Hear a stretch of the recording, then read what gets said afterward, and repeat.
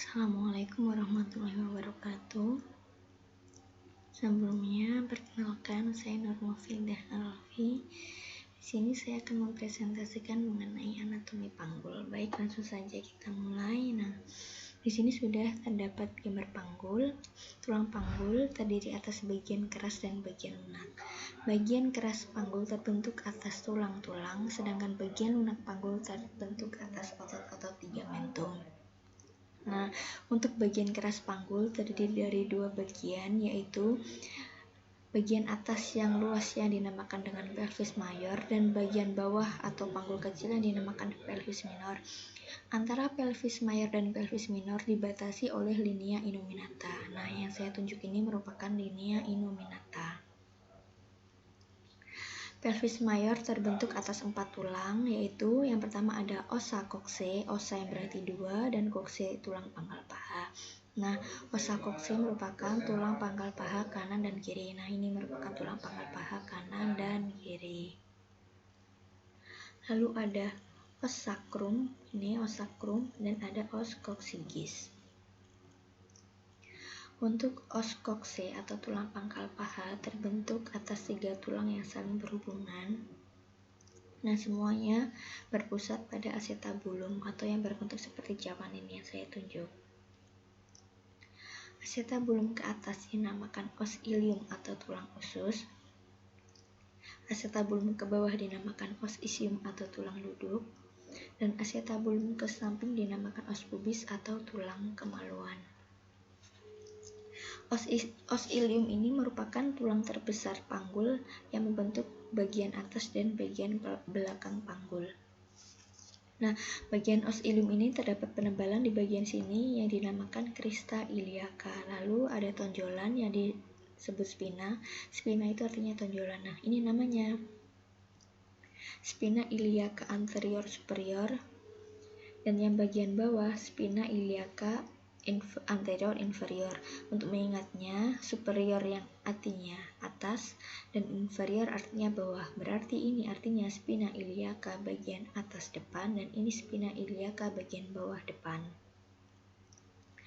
Baik, untuk selanjutnya yaitu pada os ischium atau tulang duduk. Nah, os ischium atau tulang duduk ini letaknya berada di bawah os ilium atau tulang usus. Os ischium ini, pada os ischium terdapat tonjolan yang dinamakan spina ischiadica. Lalu selanjutnya ada os pubis atau tulang kemaluan. Nah, pada os pubis ini terdapat foramen obturatorium yang membatasi antara tulang kemaluan dan tulang duduk. Baik, selanjutnya kita bahas os sacrum. Os sacrum ini berbentuk hampir seperti segitiga, yaitu yang lebar di atas lalu semakin ke bawah semakin kecil. Untuk os sacrum ini terletak di sebelah belakang tulang pangkal paha. Nah, ini tulang pangkal pahanya dan ini os sacrumnya. Lalu os sacrum ini terdiri dari 5 ruas tulang-tulang yang bersatu. Nah, untuk lubang-lubang ini merupakan tempat pembuluh darah yang kecil yang dinamakan foramina sacralia anteriora. Nah, bagian belakang os sacrum ini terdapat cuat-cuat duri yang dinamakan crista sacralis. Nah, ini kelihatan nih cuat-cuat durinya dinamakan crista sacralis.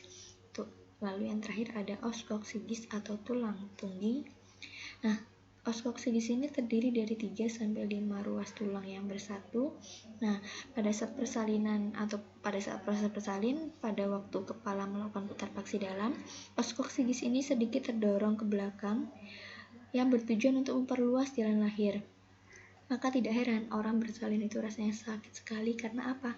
Tulang yang begitu keras bisa terdorong ke belakang. Bisa bayangkan bagaimana sakitnya. Nah, tujuannya untuk memperluas jalan lahir. Baik, selanjutnya kita membahas pelvis minor. Untuk pelvis minor merupakan bagian penting, yaitu sebagai tempat dari alat reproduksi wanita dan juga sebagai yang membentuk jalan lahir, yaitu pelvis minor.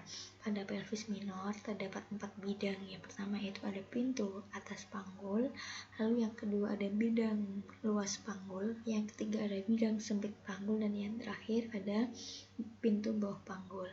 Yang pertama ini merupakan pintu atas panggul. Nah, pintu atas panggul ini batas-batasnya yaitu dari promontorium, sayap sakrum kiri dan kanan, lalu artikulatio sacroiliaca kiri dan kanan, linea innominata, ramus superior osis pubis kiri dan kanan, lalu pinggir atas simfisis. Nah, pada pintu atas panggul ini ada 3 ukuran penting. Yang pertama ada conjugata vera.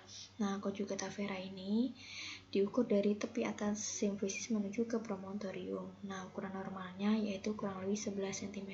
Namun untuk conjugata vera ini tidak bisa diukur secara langsung, tetapi dapat dihitung melalui conjugata diagonalis, yaitu melalui tepi bawah simfisis menuju ke promontorium. Nah, nanti hasilnya dikurangi dengan 1,5 cm. Jadi conjugata vera ini tidak bisa dihitung secara langsung, namun bisa disiasati dengan menggunakan conjugata diagonalis yang diukur melalui tepi bawah simfisis.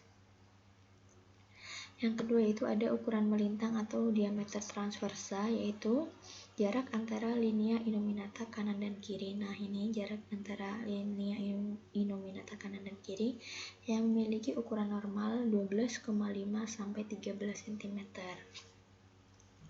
Lalu yang ketiga yaitu ada ukuran serong atau diameter oblik yang diukur dari artikulatio sacroiliaca ke titik pertemuan antara conjugata vera dan transversa, lalu diteruskan ke linea innominata yang memiliki ukuran normal yaitu kurang lebih 13 cm. Nah, ini untuk bidang tengah panggul atau pintu tengah panggul. Untuk pintu tengah panggul itu ada 2 bidang, yaitu bidang luas panggul dan bidang sempit panggul. Untuk bidang luas panggul terbentuk dari pertengahan simfisis pubis ke pertengahan acetabulum, lalu ke pertengahan antara luas sakral kedua dan ketiga. Nah, pada bidang luas panggul ini ada 2 ukuran.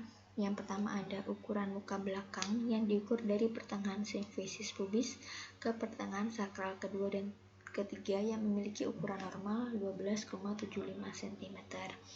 Untuk ukuran muka belakang yang melintang yaitu jarak kedua acetabulum kanan dan kiri yang memiliki ukuran normal 12,5 cm. Nah, pada persalinan ketika kepala melewati bidang luas panggul ini tidak mengalami kesulitan sama sekali karena memang ini bidang terluas dari panggul.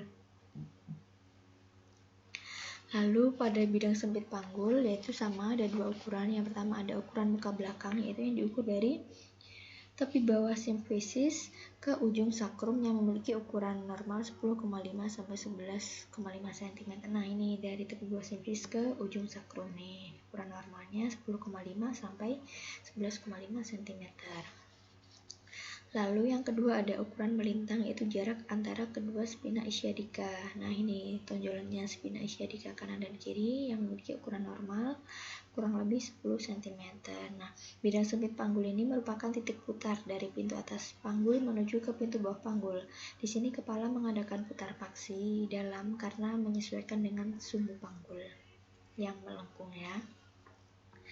Baik, untuk yang terakhir yaitu ada pintu bawah panggul. Nah, pada pintu bawah panggul ini bentuknya sedikit berbeda dari pintu atas panggul maupun pintu tengah panggul yang tadinya berbentuk lingkaran. Nah, pada pintu bawah panggul ini merupakan sebuah bidang yang berbentuk seperti segitiga. Nah, pada segitiga yang depan ini dasarnya tuberosis ossiadicum yang membentuk arcus pubis. Untuk pada bidang segitiga yang belakang sama, dasarnya dari tuberosis ischiadicum namun dibatasi oleh ligamentum sacrotuberosum. Untuk ukurannya sendiri ada 3, yaitu yang pertama ada ukuran muka belakang. Nah, ukuran muka belakang ini dari tepi bawah simfisis menuju ke ujung os sacrum yang memiliki ukuran normal 11,5 cm. Nah, ini dari tepi bawah simfisis menuju ujung os sacrum. Nah, ini. Lalu untuk yang kedua yaitu ada ukuran melintang, yaitu jarak antara kedua tuberosis ischiadica kanan dan kiri yang memiliki ukuran 10,5 sampai 11 cm. Nah, ini jaraknya tuberosis ischiadica kanan dan kiri. Lalu yang terakhir yaitu ada diameter sagittalis posterior yang diukur dari ujung tulang kelangkang atau sakrum ke pertengahan ukuran melintang yang memiliki ukuran normal 7,5 cm. Nah, itu tadi merupakan anatomi panggul dan juga ukuran-ukuran panggul. Sekian yang dapat saya sampaikan. Kurang lebihnya mohon maaf apabila masih terdapat banyak kesalahan atau mungkin ada kalimat yang kurang berkenan. Sekian dari saya. Wassalamualaikum warahmatullahi wabarakatuh. Terima kasih.